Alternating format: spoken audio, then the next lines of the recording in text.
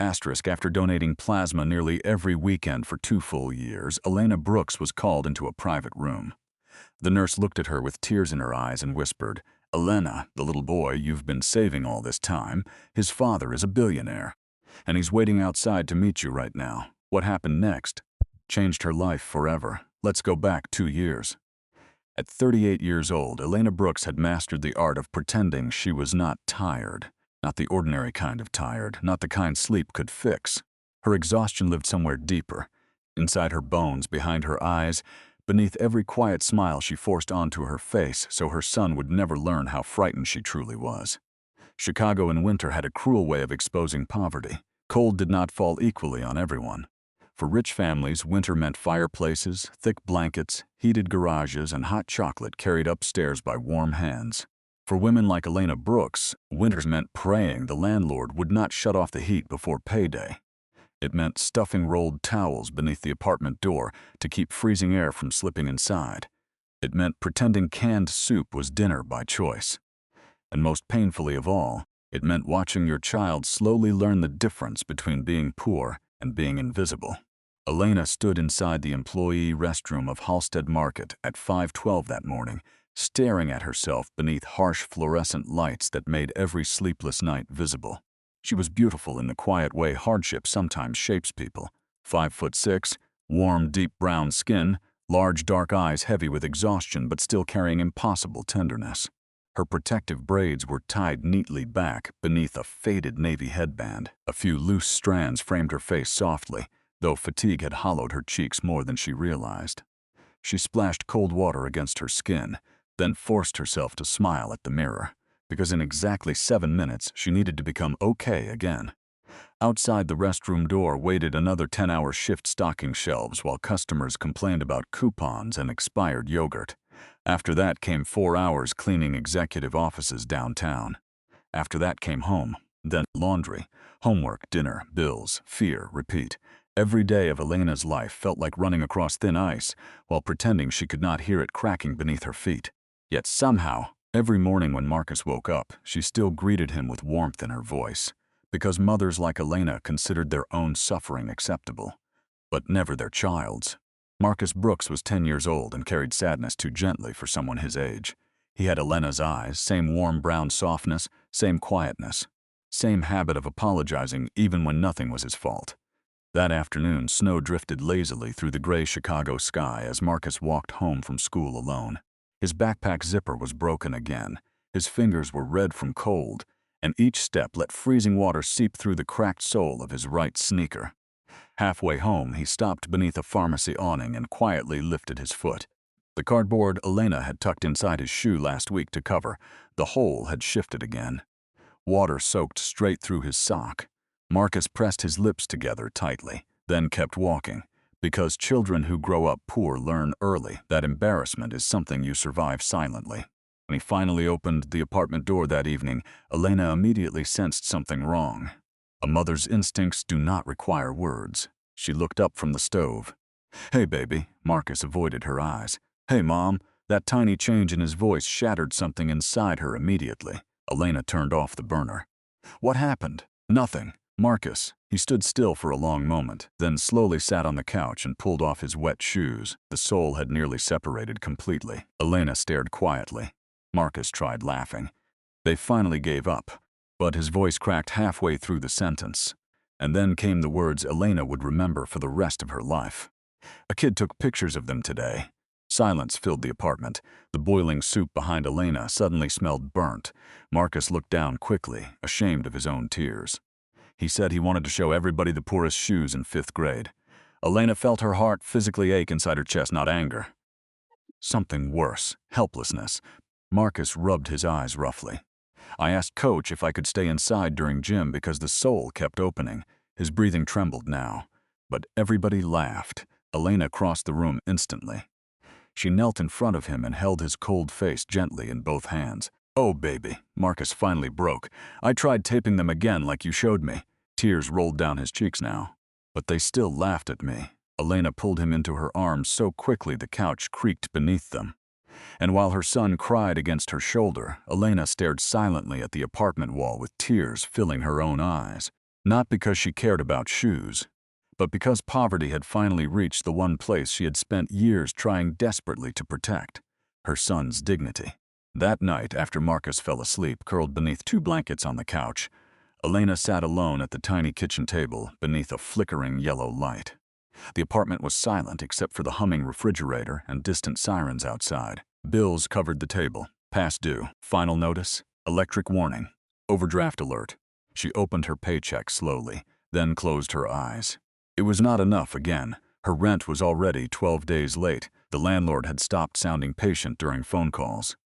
Twice this week, Elena had caught herself calculating which utility could survive being shut off first. She hated herself for those thoughts.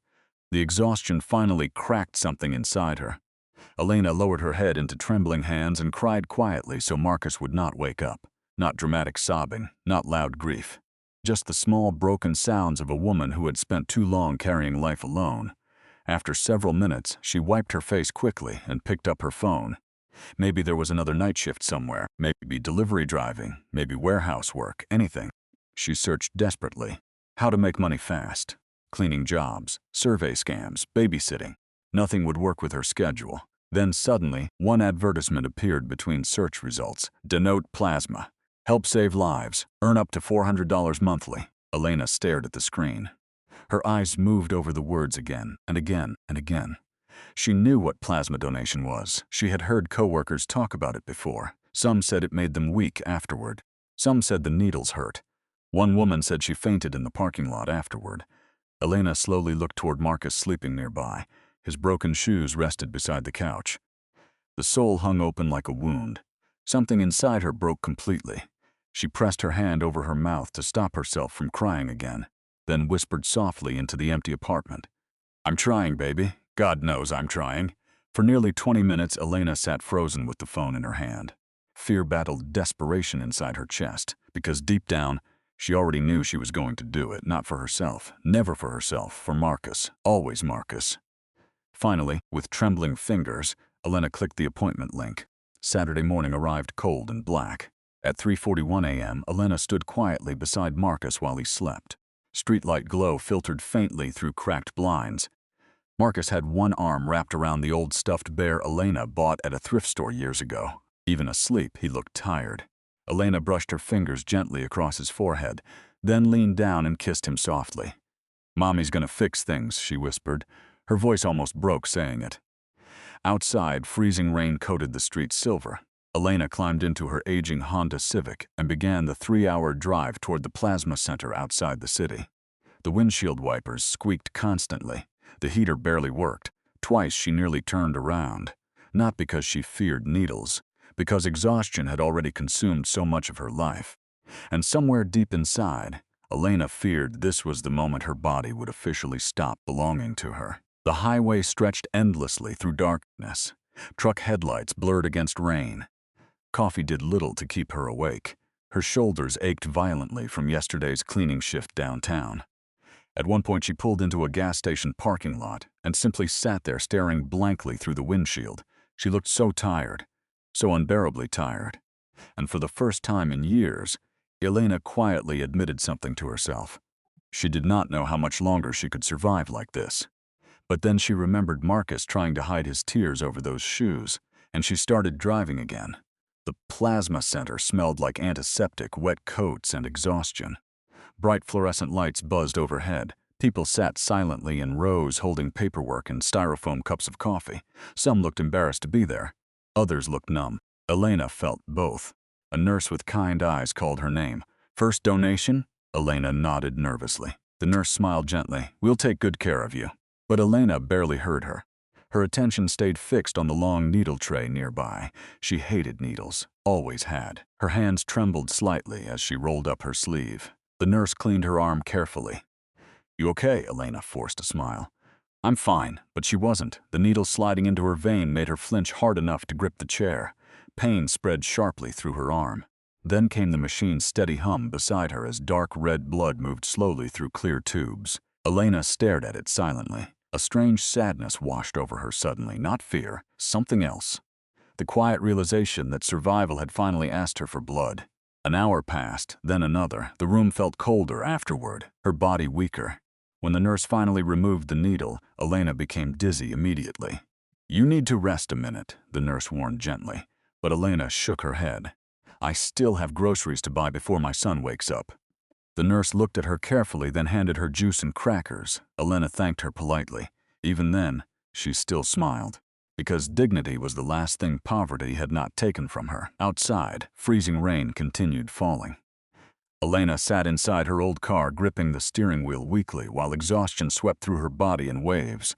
Her arm already bruised beneath the bandage, her head pounded. And yet, for the first time in weeks, there was enough money in her purse to buy Marcus new shoes. Elena closed her eyes, and through the pain, she smiled softly to herself. She had no idea that this single decision, this lonely drive through darkness, this needle in her arm, this quiet sacrifice no one would ever see, had already begun changing not only her son's life, but another child's life somewhere far beyond her world.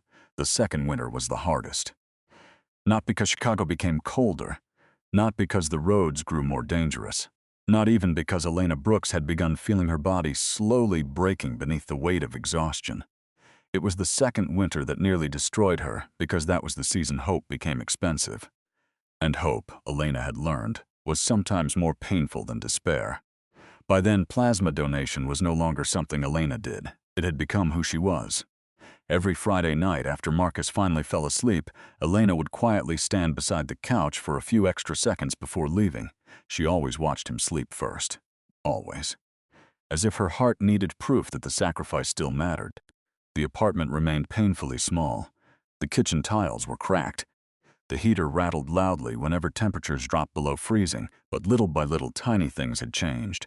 Marcus had warm shoes now, real shoes. White sneakers with thick soles and bright blue laces he cleaned every single night before bed. Sometimes Elena caught him staring at them with disbelief, as though he still expected them to disappear. And every single time she saw that look on his face, she told herself the needles were worth it. The dizziness was worth it. The loneliness was worth it. Even if her body no longer agreed. At 2:56 a.m. on a freezing January morning, Elena sat inside her aging Honda Civic gripping a paper cup of gas station coffee between trembling fingers. Snow hammered the windshield so heavily she could barely see the highway lines. The heater had stopped working properly 2 weeks earlier. Cold air leaked through the driver's side door. Her shoulders ached from unloading freight boxes all afternoon at Halstead Market after finishing her overnight office cleaning shift downtown. She had slept barely 90 minutes.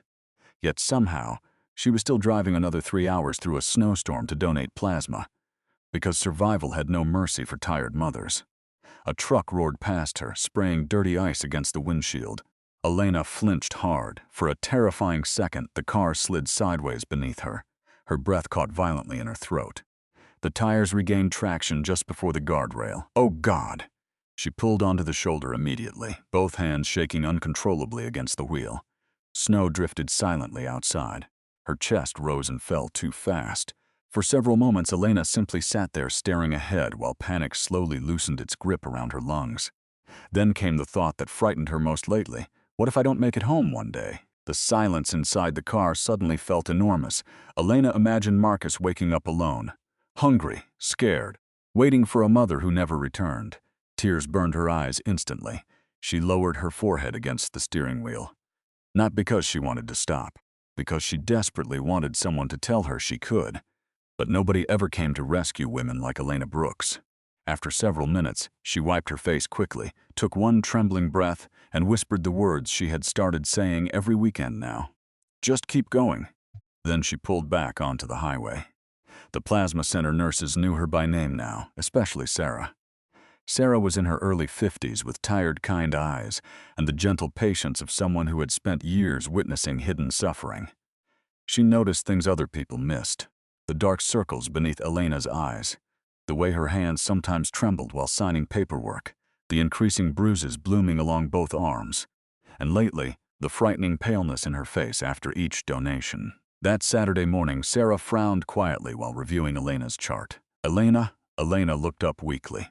Sarah lowered her voice. Your iron levels are dropping again. I'm okay. You said that last time. Elena forced a smile. I just need more sleep. Sarah's expression softened with concern. Honey, your body's trying to tell you something. The words lingered painfully between them, because deep down, Elena already knew. Lately, the dizziness lasted longer. Some mornings, her heartbeat became irregular after donations. Twice this month, she nearly blacked out while stocking shelves, and still, she kept coming back. Sarah hesitated before speaking again. You should really consider taking a break for a few weeks. Elena's stomach tightened instantly. A break meant less money. Less money meant bills, groceries, rent, Marcus. She shook her head almost immediately. I can't. Sarah looked at her quietly for several seconds, then gently touched her hand. Elena, what you're doing is hurting you. That sentence nearly broke her, because nobody had asked how badly she was hurting in a very long time. Elena quickly looked away before tears formed. I'll be okay, she whispered, but even she no longer believed it completely. At home, Marcus had started noticing more. Children always do, even when adults think they are hiding things well. One Sunday morning, Elena stood cooking pancakes when sudden dizziness hit so violently, she grabbed the kitchen counter to stay upright. The spatula slipped from her hand. Marcus looked up instantly from the table. Mom? Elena forced herself to smile despite nausea rolling through her stomach. I'm okay, baby, but Marcus kept staring. His expression had changed lately, less childish, more worried. That frightened Elena more than anything. Later that night, after Marcus finished homework, he quietly approached her while she folded laundry. Mom, yeah, baby, can I ask something? Elena smiled softly. Anything. Marcus hesitated, then asked very carefully, Why are you tired all the time now? The question hit harder than any needle ever had. Elena kept folding clothes for several seconds before answering. Mommy just works a lot, but you worked a lot before, too. She froze slightly. Marcus lowered his voice. I hear you getting sick sometimes. Elena's heart stopped. What do you mean, bathroom? Shame flooded her instantly. 3 nights ago, she had vomited quietly after returning from donation because dizziness became unbearable. She thought Marcus had been asleep. Apparently he hadn't. Elena quickly knelt in front of him. Oh, baby. Marcus looked terrified now. Are you dying? The sentence shattered her. No. Elena grabbed his hands immediately. No, sweetheart. No, Mommy's not dying. Then why do you look sad all the time now? Tears filled Elena's eyes so suddenly she had to look away. Children saw truths adults spent entire lives hiding. Marcus touched her arm gently. You don't have to keep pretending around me. That nearly destroyed her completely. Because 10-year-old boys were not supposed to speak like exhausted husbands comforting broken wives. They were supposed to worry about cartoons and homework and scraped knees, not whether their mother was collapsing quietly in front of them. Elena pulled him into her arms immediately, and while holding him tightly against her chest, she whispered the only truth she could safely give him. I'm just trying to make life better for us, baby. Marcus hugged her harder. But I liked you better before you were this tired. Elena closed her eyes and cried silently into his shoulder where he could not see. The following weeks became brutal. Winter deepened. Bills multiplied again. Halstead Market cut employee hours unexpectedly after Christmas season ended, which meant Elena lost nearly $200 from her monthly paycheck. $200 might not matter to wealthy people. To Elena Brooks, it felt catastrophic. One evening, she sat inside her car outside the apartment complex, staring at her banking app while snow fell softly around the windshield. Negative $34, rent due in 4 days. Gas tank nearly empty, and another plasma appointment scheduled tomorrow morning. She laughed suddenly. Not because anything was funny, because exhaustion had reached the point where despair sometimes felt absurd. Her laughter slowly turned into crying. She covered her face with both hands and let herself break apart privately inside the darkness of the car. No audience, no dignity, no pretending, just grief. Grief for the life she thought motherhood would be. Grief for how hard Marcus tried not to burden her. Grief for how tired she had become. After several minutes, Elena wiped her face and looked up. Across the parking lot, she could see their apartment window glowing softly yellow. Marcus was inside, waiting for her. That alone gave her enough strength to open the car door. The next Saturday nearly became a tragedy. The drive home after donation was always worse than the drive there. Her body weakened afterward. Reaction time slowed. Vision blurred occasionally. That afternoon, freezing rain coated the highway in silver ice while Elena struggled to stay focused. Her hands felt numb. The radio murmured quietly in the background. And despite blasting cold air directly into her face, sleepiness kept pulling at her consciousness. At mile marker 42, Elena blinked once, just once. The car drifted sharply toward the opposite lane. A horn exploded beside her. Elena jerked awake violently as headlights screamed past inches away. The sound of tires skidding echoed through the storm. "Oh my God!" Her car swerved hard onto the shoulder. She slammed the brakes and stopped, trembling violently beneath gray winter skies. For several seconds, she could not breathe. Another car honked angrily while speeding past. Elena stared blankly ahead. If she had blinked 1 second longer, she might have died. Or worse, killed someone else. The realization hit her so powerfully she suddenly vomited onto the roadside beside the car. Rain soaked her hair instantly. Her knees shook uncontrollably. And for the first time in 2 years, Elena genuinely considered quitting, not because she feared pain, because she feared Marcus becoming orphaned by her sacrifice. She sat inside the car afterward, crying harder than she had in months. "Please tell me what to do," she whispered desperately to nobody. But life gave no answer, only silence. Eventually, she started the engine again, because Monday still required groceries, because rent still existed, because Marcus still needed shoes and winter clothes and school lunches and electricity, and because mothers like Elena rarely get to collapse when they deserve to. A few days later, something unexpected happened. Marcus came home carrying an envelope from school. "Elena?" She looked up from the sink. "What is it, baby?" He smiled nervously. "I got invited to the science program." Her face brightened instantly. "What?" Marcus nodded excitedly now. "The advanced one. Mrs. Patterson picked me." Pride flooded Elena so strongly it physically hurt. "Oh my God." Marcus laughed for the first time in days.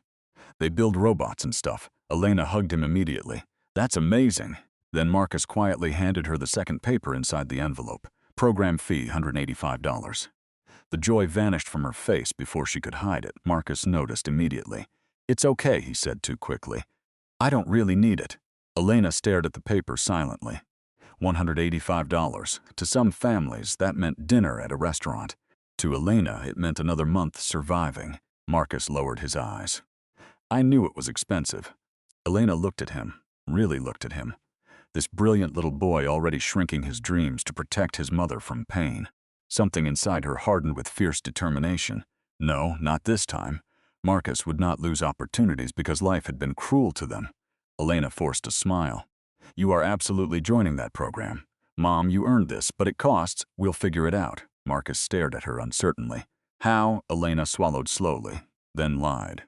"Mommy always figures it out." That night, long after Marcus fell asleep, Elena opened the Plasma Center website again. Additional donation bonus available this month. Her exhausted eyes closed slowly, then reopened. And once more, she whispered the words that had become both prayer and survival. Just keep going. By spring, Elena Brooks had stopped recognizing the woman in the mirror. The change happened slowly. So slowly she barely noticed it herself at first. A little more exhaustion beneath her eyes. A little more weakness climbing apartment stairs. A little more trembling in her hands after each plasma donation. But suffering accumulates quietly. Like snow gathering on rooftops, one invisible layer at a time, until suddenly the weight becomes dangerous. And Elena was carrying far more weight than anyone realized. At 4:18 one Thursday morning, Elena stood inside the employee restroom at Halstead Market trying to steady her breathing. The room spun gently around her. She gripped the sink harder. Cold sweat covered the back of her neck. For several terrifying seconds, black spots flickered across her vision. Not now. Please not now. Outside the restroom door waited another 10-hour shift unloading inventory trucks. If she went home, she would lose hours. If she lost hours, she would lose groceries. If she lost groceries, Elena, a knock sounded softly against the restroom door. "You okay in there?" It was Denise from Produce. Quickly splashed cold water onto her face. "I'm fine," but even her own voice sounded weak. She stared into the mirror again. God, she looked awful. Her beautiful deep brown skin had lost its warmth lately. The dark circles beneath her eyes looked permanent now. Her cheekbones had sharpened from exhaustion and skipped meals, and even her gentle smile seemed thinner somehow. For a moment, Elena barely recognized herself. Then she straightened her shoulders, forced the pain down, and walked back out to work. Because life did not pause simply because a woman was breaking. That afternoon, while stacking canned soup onto aisle shelves, Elena suddenly heard laughter nearby. Not cruel laughter. Children laughing. She glanced down the aisle automatically. A mother stood shopping with her son, who looked about Marcus's age. The little boy tossed cereal boxes dramatically into the cart, while his mother laughed warmly beside him. Something about the scene pierced Elena unexpectedly, because she realized she could not remember the last time Marcus laughed like that. Freely, without worry, without restraint. Lately even his happiness carried caution, as if he feared joy itself might become another burden his mother could not afford. The thought haunted Elena for the rest of the shift. That evening, Marcus sat at the kitchen table working on his science program application while Elena cooked pasta beside him. "You know what Mrs. Petterson said today?" he asked excitedly. "What, baby?" She said. "I think like an engineer." Elena smiled softly. "You do?" Marcus grinned shyly. "She said one day I might build things that change people's lives." Elena turned away quickly toward the stove because tears suddenly filled her eyes again. Not sadness this time. Something more painful. Pride, because Marcus carried brilliance inside him despite growing up surrounded by struggle. And Elena feared poverty might suffocate that brilliance before the world ever noticed it. "Mom?" She cleared her throat. "Yeah?" Marcus hesitated. "Do smart people always stay poor?" The question hit her so hard she physically stopped moving. The pasta water boiled softly behind her. Outside, distant sirens echoed somewhere through the city. Elena slowly turned around. "Why would you ask that?" Marcus shrugged awkwardly. "I don't know, but children always know." He lowered his eyes toward the table. "Sometimes it feels like people only listen to rich people." Elena stared at him silently, then crossed the room and knelt beside his chair. "Listen to me carefully." Marcus looked up. "Money changes comfort," she whispered gently, "but it never decides a person's worth." Marcus remained quiet. Elena touched his face softly. "You hear me?" He nodded. But Elena could still see uncertainty behind his eyes, and that terrified her more than bills ever could, because poverty was no longer just hurting their bodies. It was beginning to shape the way her son saw himself. Saturday came again. Another 3-hour drive, another storm, another needle, another piece of Elena quietly disappearing into survival. By now the donation center felt strangely familiar. Like a second life nobody else knew she lived. Sarah immediately noticed Elena's condition worsening. "Elena, sit down a second. I'm okay." "No, honey, you're not." Elena forced a weak laugh. "I've looked worse." Sarah didn't smile back. Instead, she crouched beside Elena's chair and lowered her voice carefully. "You almost passed the minimum hemoglobin level today." Elena's stomach tightened instantly. "What does that mean?" "It means your body's struggling to recover." The room suddenly felt colder. Sarah glanced down at the bruising on Elena's arms. "When's the last time you took a break?" Elena looked away silently, because the answer was horrifying. She couldn't remember. Sarah sighed softly. "Elena, if you keep pushing yourself this hard, I need the money." The words escaped sharper than Elena intended. Immediately guilt crossed her face. "I'm sorry." Sarah's expression softened again. "You don't have to apologize." But Elena suddenly felt ashamed. Ashamed of being desperate. Ashamed of needing this place. Ashamed that survival had reduced her life to calculations involving blood and groceries. Sarah gently handed her a bottle of water. "What's your son's name again? Marcus?" Sarah smiled faintly. "You talk about him every week." Elena looked down at the floor. "He's a good kid, I can tell." Silence settled between them for a moment. Then Sarah quietly asked the question nobody else ever did. "And who's taking care of you?" Elena's eyes instantly filled with tears, because she genuinely did not know anymore. The donation itself hurt worse now. Her veins had become sensitive from repeated use. The needle sliding into her arm made her jaw tighten hard enough to ache. The machine hummed steadily beside her while crimson moved through clear tubes. Across the room, televisions played daytime talk shows nobody watched. Some donors slept. Others stared blankly at phones. But Elena sat completely still, imagining Marcus at home. She pictured him building robots someday. Going to college, living somewhere warm, somewhere safe. Somewhere far away from overdue bills and broken heaters and exhaustion stitched permanently into your bones. That dream alone kept her returning, again and again and again. Halfway home, Elena's phone buzzed. Marcus. She smiled weakly and answered through Bluetooth. "Hey, baby." "Mom." Something was wrong immediately. Marcus sounded frightened. Elena's heart jumped. "What happened?" The landlord came. Ice flooded her chest. "What?" He was yelling outside. Elena gripped the steering wheel tighter instantly. "What did he say?" Marcus hesitated. He said if we don't pay by next week, we gotta leave. For several seconds, Elena couldn't speak. Rain pounded against the windshield harder now. Her chest tightened painfully. Marcus lowered his voice. I told him you were working. Shame crashed through Elena like a wave. Her 10-year-old son was handling eviction threats alone. I'm sorry, baby, she whispered brokenly. You didn't do anything wrong. Marcus stayed quiet. Then softly asked, Are we gonna lose the apartment? That question nearly shattered her concentration on the road. No, Elena said immediately. Even though she wasn't certain. No, baby. We're gonna be okay. It was the same lie mothers have whispered throughout history whenever the world became too heavy for children. Marcus breathed shakily. Okay. After the call ended, Elena drove the rest of the highway in silence. But inside, panic had begun spreading. 3 nights later, Elena picked up an extra overnight cleaning shift downtown. The office tower stood 42 floors high, overlooking the glittering Chicago skyline. Rich people worked there. People who spent more on one dinner than Elena earned in a week. Sometimes while vacuuming executive offices late at night, she stared at family photographs sitting on polished desks. Beach vacations, private schools, birthday parties, perfect smiles. And she always wondered something quietly. Did wealthy parents love their children differently? Or did money simply make life soft enough for love to breathe easier?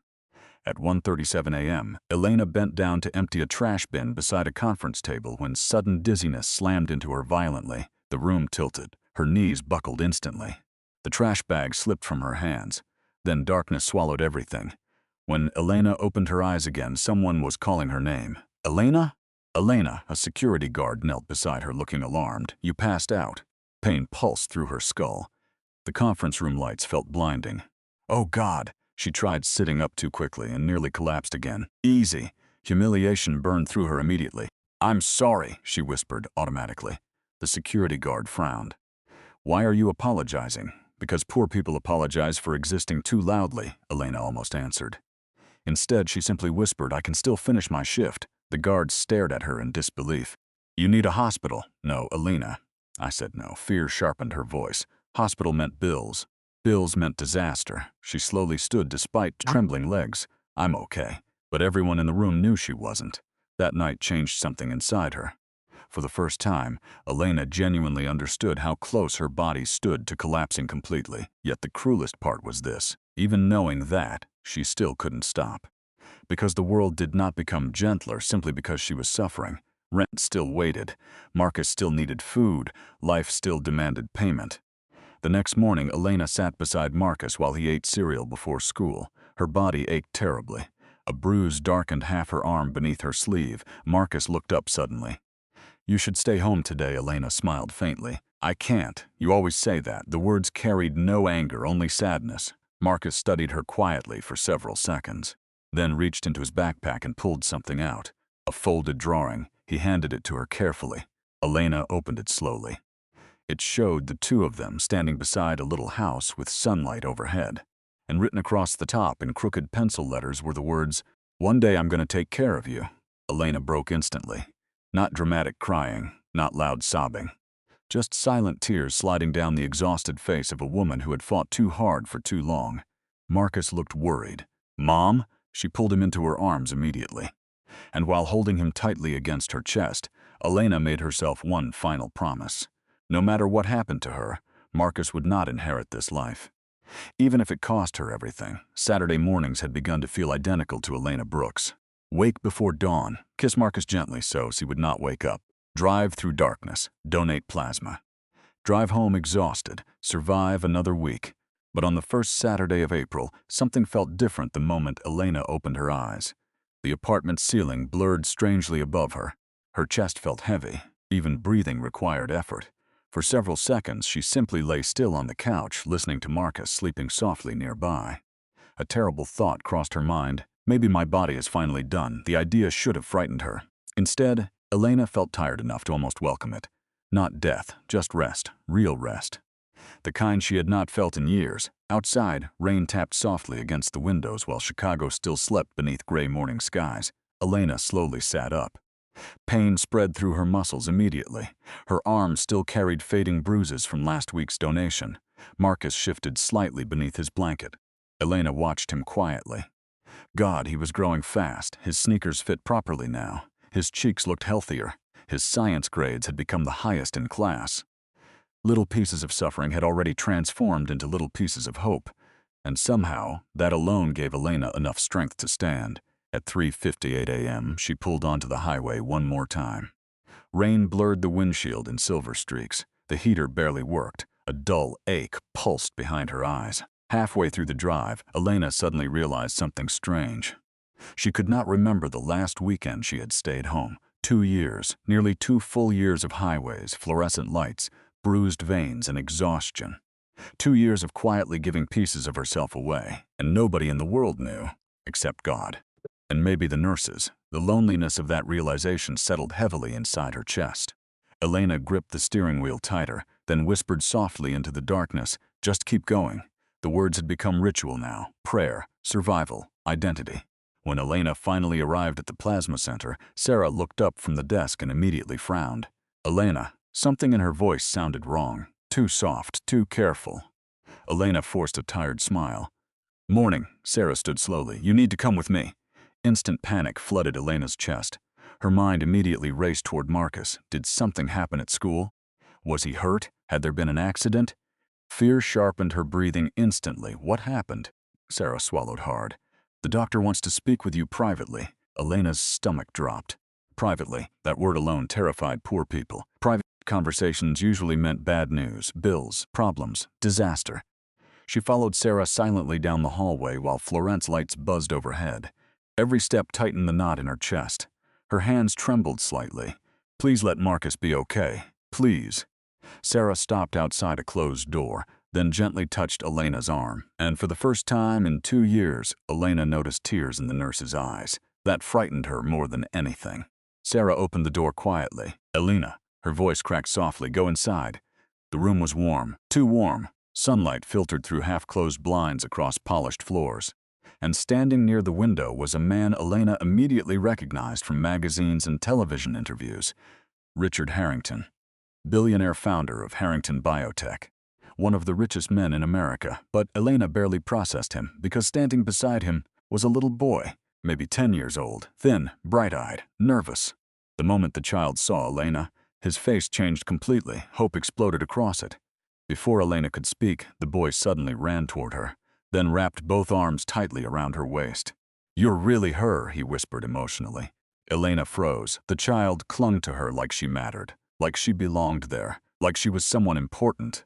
Her heart pounded violently. Richard Harrington stepped forward slowly, and Elena immediately noticed something unexpected. The billionaire looked exhausted, not physically, spiritually, the kind of exhaustion money cannot cure. His eyes carried years of fear, years of helplessness, years of watching someone he loved suffer while being unable to stop it. "My name is Richard Harrington," he said quietly. His voice shook slightly. "And this is my son, Liam." Elena looked down at the boy hugging her. Liam smiled through tears. "You saved me." The room fell silent. Elena blinked slowly. What?" Richard swallowed hard before continuing. 2 years ago, Liam was diagnosed with a rare blood disorder. His voice nearly broke. "We tried everything. Specialists, treatments. Hospitals around the world." He looked down briefly. "I could buy private jets, laboratories, entire medical wings." Pain flickered across his face. "But I still couldn't save my son." Elena's breathing slowed. Richard continued softly. "Then doctors found a plasma donor whose compatibility stabilized Liam's condition." Elena stared at him silently now. Her heartbeat thundered inside her chest. Richard's eyes filled with tears. "That donor was you." The world seemed to stop. For several seconds, Elena genuinely could not process the words. "You donated plasma nearly every weekend for 2 years," Richard whispered. "And every single donation helped keep my son alive long enough for his treatment to finally work." Elena's knees weakened instantly. Sarah moved quickly beside her with a chair. But Elena barely noticed. Her mind replayed every lonely highway drive, every bruise, every needle, every moment she cried alone, believing nobody saw her suffering. And all along, somewhere across the city, a little boy had been surviving because of her. Liam hugged her tighter. "You're my angel." That sentence shattered her completely. Tears burst down Elena's face before she could stop them. "Oh my God!" Her voice broke violently. Richard looked at her with a kind of gratitude so deep it almost resembled grief. You gave pieces of your own body away for 2 years, he whispered. And you never even knew my son existed. Elena covered her mouth with trembling fingers.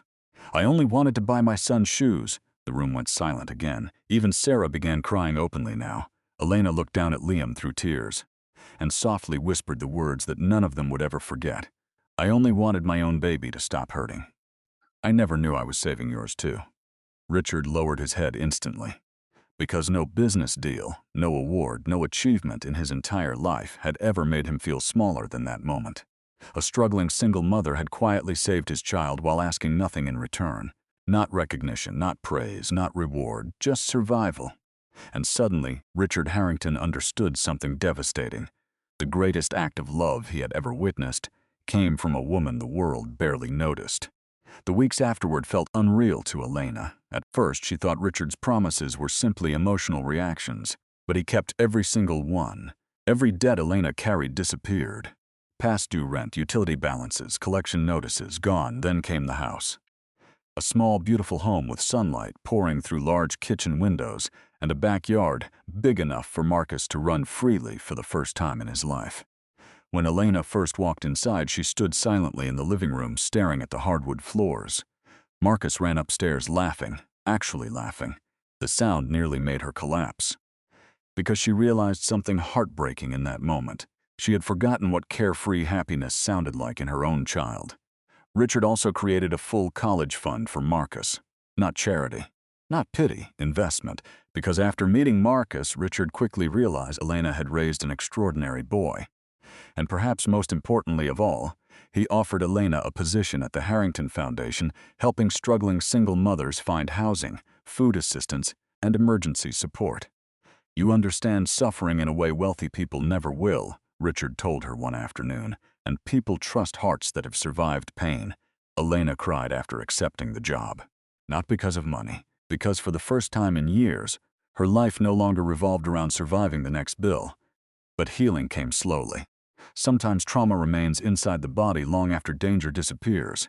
Even months later, Elena still woke up before dawn panicking about rent, still checked grocery prices automatically, still apologized too often, still hid exhaustion behind smiles. Poverty had trained her nervous system to expect disaster constantly. Yet little by little, peace began teaching her how to breathe again. One golden evening near the end of summer, Elena stood barefoot in her backyard, watching Marcus and Liam chase each other through the grass beneath orange sunset light. Their laughter filled the air, real laughter, free laughter the kind children deserve. Inside the house, warm cinnamon bread cooled on the kitchen counter. Soft jazz played quietly through open windows, and for the first time in years, Elena's arms carried no bruises, none. She slowly looked down at them, then touched the faint marks where needles once entered week after week after week. Her eyes filled softly, not with sadness, with disbelief, because the suffering that once seemed endless had finally loosened its grip. Marcus suddenly ran toward her breathlessly. "Mom?" Elena laughed softly. "What, baby?" He grabbed her hand excitedly. "Come see Liam's terrible soccer skills," Liam shouted from the yard. "I heard that." The boys burst into laughter again. Elena looked at them standing there beneath golden sunlight. One child born into wealth, one child born into struggle, connected forever by sacrifice neither fully understood yet. And suddenly Marcus wrapped his arms around her waist.